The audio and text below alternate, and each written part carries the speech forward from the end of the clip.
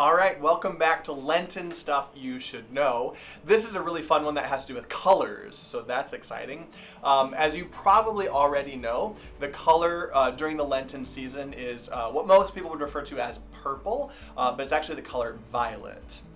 This color has a purpose. I mean, everything we do has a purpose. Nothing is by happenstance.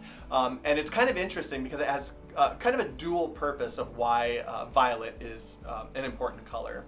During the season of Lent, there's a couple things that we're reflecting on. So one is the death of Jesus.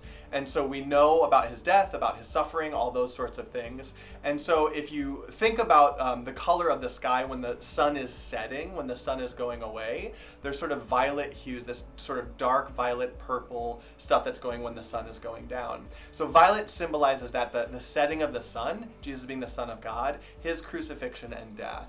So it symbolizes that he is the light, but that crucifixion and death, that's that setting sun.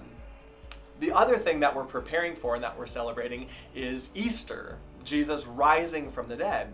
If you think about the sun rising in the morning, what kind of colors do you see? Especially early on, those dark hues, the purples that are there, the violets that are there, some of them more pastels, and that's why you get the Easter colors and stuff like that. But the violet serves for both of those, both the setting of the sun and the rising of the sun, because there's preparation for Jesus' death and resurrection at the end of the Lenten season. So next time you see priests wearing purple or purple around the church, then you'll know exactly what that's all about.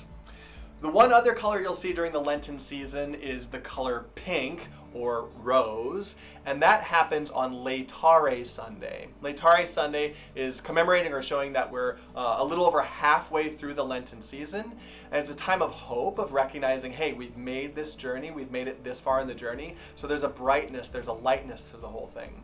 The great joke about the color of rose during Lent is that it's not pink, the priest doesn't wear pink, but it's rose, because Jesus didn't pink from the dead, Jesus rose from the dead.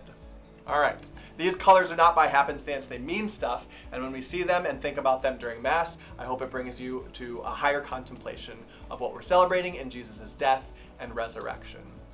I hope you learned some fun Lenten stuff you should know. God bless and have a blessed Lent.